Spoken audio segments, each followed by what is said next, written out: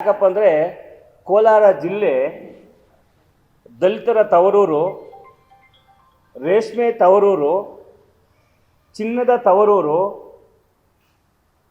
ತರಕಾರಿ ತವರೂರು, ಇಷ್ಟೆಲ್ಲ ಇದ್ದರೂ ಸಹ ಇವತ್ತು ನಾವು ಜಾತಿಗಳ ಮಧ್ಯೆ ವೈಮನಸ್ಸುಗಳನ್ನು ಹುಟ್ಟಾಕೊಂಡು ಜೀವನ ಮಾಡೋ ಕಾಲ ಬಂದ್ಬಿಟ್ಟಿದೆ. ಈಗ ಯಾಕೆ ಆ ಕಾಲ ಬಂದಿದೆ ಅಂದರೆ, ಬಾಬಾ ಸಾಹೇಬ್ ಅಂಬೇಡ್ಕರ್ ಹೇಳ್ದಂಗೆ ಶೈಕ್ಷಣಿಕವಾಗಿ ಆರ್ಥಿಕವಾಗಿ ಸಬಲರಾಗಿ ಮುಂಚೂಣಿಯಲ್ಲಿ ಬರಬೇಕಾದಂಥವರು ಇದನ್ನೆಲ್ಲ ನ್ಯೂನತೆಗಳನ್ನು ಮರೆಮಾಚಿ ಇವತ್ತು ಬೇಸತ್ತು ಮನೆಯಲ್ಲಿ ಉಳ್ಕೊಳ್ಳೋದೇ ಇದಕ್ಕೆ ಕಾರಣ. ಯಾಕಂದರೆ ಬುದ್ಧಿವಂತರು ವೇದಿಕೆಗೆ ಬರಲಿಲ್ಲ ಅಂದರೆ ದಡ್ಡರು ವೇದಿಕೆಗೆ ಬರ್ತಾರೆ, ಹೋರಾಟಕ್ಕೆ ಬರ್ತಾರೆ, ರಾಜಕೀಯಕ್ಕೆ ಬರ್ತಾರೆ. ಅಂಥ ಪರಿಸ್ಥಿತಿಯಲ್ಲಿ ಕೋಲಾರ ಜಿಲ್ಲೆ ಇವತ್ತು ಏನಾಗಿದೆ ಅಂದರೆ, ಬೈರೇಗೌಡರು, ವೆಂಕಟಪ್ಪನವರು, ಎನ್ ಶಿವರೆಡ್ಡಿಯವರು, ರಮೇಶ್ ಕುಮಾರ್ ಅವರು, ಎ ನಾಗರಾಜ್ ಅವರು ಎಂಥ ಮುಸ್ತಜ್ಜಿಗಳಿದ್ದರು ಅಂದರೆ ರಾಜಕಾರಣದಲ್ಲಿ, ಅಂಥ ಮುಸ್ತಜ್ಜಿಗಳಿದ್ದಂಥ ಜಿಲ್ಲೆ ಇವತ್ತು ಬರಡು ಭೂಮಿ ಆಗಿತ್ತಲ್ಲ, ಆ ಥರ ಬರಡು ಆಗಿಬಿಟ್ಟಿದೆ ನಮ್ಮ ಕೋಲಾರ ಜಿಲ್ಲೆ. ಇವತ್ತು ರೈತಾಪಿ ವರ್ಗ ಆಗ್ಬೋದು, ಕೂಲಿ ಕಾರ್ಮಿಕರ ವರ್ಗ ಆಗ್ಬೋದು, ದಲಿತರ ಆಗ್ಬೋದು, ಇಲ್ಲಿ ಯಾರೂ ಕೂಡ ಅಲ್ಪಸಂಖ್ಯಾತರ ಆಗ್ಬೋದು, ಯಾರೂ ಕೂಡ ಇವತ್ತು ಏಳಿಗೆ ಮಾಡಬೇಕಂತ ಬಂದಂಥ ಮುಖಂಡರು ಯಾರೂ ಇಲ್ಲ. ಇಲ್ಲಿ ಸ್ವಾರ್ಥ ರಾಜಕಾರಣ. ಹೆಂಗೆ ಸ್ವಾರ್ಥ ರಾಜಕಾರಣ ಅಂದರೆ, ತಂದೆಗೆ ಬೇಕು MLA, ಮಗನಿಗೆ ಬೇಕು ಜಿಲ್ಲಾ ಪಂಚಾಯತಿ, ಅವನ ಬಾಮೈದನಿಗೆ ಬೇಕು ಗ್ರಾಮ ಪಂಚಾಯತ್ ಅಧ್ಯಕ್ಷರು ಕೂಡ. ಹಿಂಗಿರಬೇಕಾದ್ರೆ ಜಿಲ್ಲೆ ಅಭಿವೃದ್ಧಿ ಹೆಂಗಾಗ್ತದೆ? ಪ್ರತಿಯೊಬ್ಬರು ಕೂಡ ಅರ್ಥ ಮಾಡ್ಕೋಬೇಕಾಗೈತೆ. ನಮ್ಮ ಜಿಲ್ಲೆಯ ಸಾಮಾನ್ಯ ಜನರು ಅರ್ಥ ಮಾಡ್ಕೋಬೇಕು ಇದು ಸಬ್ಜೆಕ್ಟನ್ನು.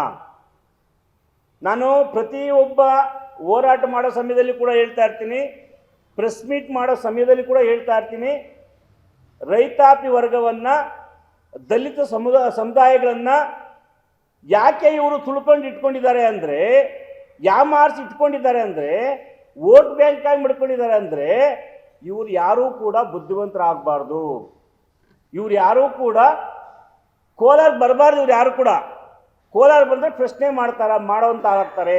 ಅದರಿಂದ ಯಾರು ಕೂಡ ಕೋಲಾರ ಬರಬಾರ್ದು ಅನ್ನೋ ಉದ್ದೇಶ ಇವರು. ಬಂಧುಗಳೇ, ಇವತ್ತು ಗ್ರಾಮ ಪಂಚಾಯತಿ, ಜಿಲ್ಲಾ ಪಂಚಾಯತಿ, ತಾಲೂಕ್ ಪಂಚಾಯತಿ, MLA, MLC, MP ಎಲ್ಲ ಚುನಾವಣೆಗಳು ಕೂಡ ನೋಡ್ಕೊಂಡ್ಬಂದಿದ್ದೀವಿ ನಾವು. ಇವತ್ತು 30 ವರ್ಷದಲ್ಲಿ ಜಿಲ್ಲೆ ಬರಡಾಗಿದೆ. ಇವತ್ತು ಎಲ್ಲಿಯೂ ಕೂಡ ಅಭಿವೃದ್ಧಿ ಕಾಣಲಿಲ್ಲ, ಎಲ್ಲಿ ಕೂಡ ದೀನ ದಲಿತರು ಉದ್ಧಾರ ಮಾಡಲಿಲ್ಲ ಯಾರು ಕೂಡ. ಇವತ್ತು ಸಹಕಾರ ಕ್ಷೇತ್ರ ಅಂತ ಬಂದಾಗ ಇವತ್ತು DCC ಬ್ಯಾಂಕ್ ಚುನಾವಣೆ ನಡೀತಾ ಇದೆ. ಇವತ್ತು ಆ DCC ಬ್ಯಾಂಕ್ ಚುನಾವಣೆನ ಯಾವ ಥರ ಮಾಡ್ತಾ ಇದ್ದಾರೆ ಅಂದರೆ, MLAಗಳೇ ಬಂದು DCC ಮೆಂಬರ್ ಆಗಬೇಕು ಅಂತ ಹೊರಟಿದ್ದಾರೆ. MLAಗಳು ಇವರೇನು MLAಗಳು ಏನು ತಿಳ್ಕೊಂಡ್ಬಿಟ್ಟಿದ್ದಾರೆ ಇವರು MLAಗಳನ್ನ? ಒಬ್ಬ MLA ಜವಾಬ್ದಾರಿ ಏನು ಹಂಗಾದ್ರೆ? MLAಗೆ ಏನು ಅನುದಾನ ಬರೋದಿಲ್ವಾ? MLAಗೆ ಜವಾಬ್ದಾರಿ ಇಲ್ವಾ? ಇನ್ನು 2 ದಿನ, ಇನ್ನು 6 ತಿಂಗಳು ಹೋದ್ಮೇಲೆ ಗ್ರಾಮ ಪಂಚಾಯತ್ ಚುನಾವಣೆಗೂ ಬಂದ್ಬಿಡ್ತಾರೆ ಇವರು. ಅಲ್ಲಿ ಅಧ್ಯಕ್ಷ ಆದರೆ NRG ಕೆಲಸಕ್ಕೆ ಬರ್ತವೆ, ಅಲ್ಲಿ ಒಳ್ಳೆ ಲೂಟಿ ಮಾಡ್ಬೋದು ಅಂತ ಅಲ್ಲಿಗೂ ಬಂದ್ಬಿಡ್ತಾರೆ. ಯಾಕೆ ಬೇಕು ಈ ಕರ್ಮ? ಅಲ್ರಿ, ಬೆಳಗ್ಗೆ 4 ಗಂಟೆಗೆ ಎದ್ದು ಸೀಮೆ ಹಸುಗಳು ತೊಳೆದು ಅವು ಹುಲ್ಲಾಕಿ ಹಾಲು ಕರೆದಂಥ ರೈತರು ಕೊಡೋದು ಗೌರವ ಏನು ನೀವು? ಹಂಗಾದ್ರೆ ನೀವು ಈ ಬಿಟ್ ಕಾಯಿನ್ಗಳು ಬರ್ತಾ ಇತ್ತಲ್ಲ, ಬಿಟ್ ಕಾಯಿನ್ಗಳು, ಆ ಬಿಟ್ ಕಾಯಿನ್ಗಳ ಥರ ಗೋಲ್ಡ್ ಕಾಯಿನ್ಗಳು ಹಂಚಿದ್ರಲ್ರಿ ನಂಜೇಗೌಡರು. ಯಾರಿಗೆ ಹಂಚಿದ್ರು ಬಿಟ್ ಕಾಯಿನ್ಗಳನ್ನ? ಬೆಳಗ್ಗೆ 5 ಗಂಟೆಗೆ ಹಾವು ಕಚ್ಚಿ ಸತ್ತೋದ್ರಲ್ಲ, ಆ ಕುಟುಂಬಕ್ಕೆ ಹಂಚಿದ್ರ ಇವರು? 50 ಲೀಟ್ರ್ 60 ಲೀಟ್ರ್ ಹಾಲು ಹಾಕಿದ್ರಲ್ಲ, ಅವ್ರಿಗೆ ಹಂಚಿದ್ರ ಇವರು ಬಿಟ್ ಕಾಯಿನ್ಗಳನ್ನ? ಗೋಲ್ಡ್ ಕಾಯಿನ್ಗಳು ಏನು ಇವ್ರು ತಾತನ ಮನೆಯಲ್ಲಿ ತಂದುಕೊಟ್ರ ಗೋಲ್ಡ್ ಕಾಯಿನ್ಗಳು? ಆ ಡೇರಿ, ನಮ್ಗೆ ಡೇರಿ ಅಂದರೆ ಜೀವ, ಅದು ನಮ್ಮ ರೈತಾಪಿ ವರ್ಗಕ್ಕೆ ಜೀವ, ಅದು ದೀನ ದಲಿತರ ಬೆಳಕು, ಅದು ಅಂತ ಗೋಲ್ಡ್ ಕಾಯಿನ್ಗಳು ಹಂಚಿ ಆ ಡೇರಿನ ಮುಂಡು ಮೋಸ್ಬಿಟ್ರು ಇವರೆಲ್ಲ ಸೇರಿ. ರಾಜಕಾರಣದಲ್ಲಿ ಬಹಳ ಉತ್ತಮರಿದ್ರು ಪಾಪ. ನಿನ್ನೆ ಒಬ್ಬ MLC ಅವ್ರು ಹೇಳ್ತಾ ಇದ್ರು ಪಾಪ, ಬಹಳ ಪ್ರಬುದ್ಧರು ಅವರು, ತಿಂದು ಮನೆಗೆ ದ್ರೋಹ ಮಾಡಿದ ಪುಣ್ಯಾತ್ಮಾತ ಅಂತ ಮನೆಯನ್ನು ತುಳ್ಕೊಂಡ್ಬಂದು MLC ಮಾಡಿರೋ ಪುಣ್ಯಾತ್ಮ ಹೇಳ್ತಾನೆ, ನಿಮ್ಮನಿಂದ ಯಾರು ಪತ್ರಕರ್ತರಿಂದ ನಾನು ಯಾರು ಮುಂದೆ ಬಂದಿಲ್ಲ, ನನಗೆ ಯಾರು ನೀವು ಬೇಕಾಗಿಲ್ಲ ಅಂತ ಮಾತಾಡಿದ್ರಿ. ಪತ್ರಿಕಾ ರಂಗ ಅಂದ್ರೆ ಏನು ತಿಳ್ಕೊಂಡಿದ್ದೀಯ MLC ಅವರೇ? ಮಿಸ್ಟರ್ ಅನಿಲ್ ಕುಮಾರ್, ಪತ್ರಿಕೆ ಉದ್ಯಮ ಅಂದ್ರೆ ಏನು ತಿಳ್ಕೊಂಡಿದ್ದೀಯಾ? ಅದು ಕೂಡ ಸಂವಿಧಾನದ ಒಂದು ಅಂಗ, ಒಂದು ಫಿಲ್ಲರ್. ಯಾಕಂದ್ರೆ ಒಳ್ಳೇದನ್ನು ಬರೀತಾರೆ, ಕೆಟ್ಟದನ್ನು ಬರೀತಾರೆ. ಅವರಿದ್ರೇನೆ ಪರಿವರ್ತನೆ ಆಗೋದು. ಜನಕ್ಕೆ ವಿಷಯ ಮುಟ್ಟಬೇಕಲ್ಲ, ನೀವು ಮಾಡೋ ಅಲ್ಗಾ ಕೆಲಸ ಮುಟ್ಟಬೇಕಲ್ಲ. ಅದನ್ನೆಲ್ಲ ತಿಳಿಸುವಂಥವ್ರು ಯಾರು? ಮೀಡಿಯಾ ಅಲ್ವಾ? ಆ ಮೀಡಿಯನ್ ಮಾತಾಡ್ತೀಯ ನೀನು, ನಾಚಿಕೆ ಮಾತಾಡ್ತೀಯಾ? ನಿನ್ನ ಬಗ್ಗೆ ಏನು ಮಾತಾಡ್ಬೇಕು ನಾನು?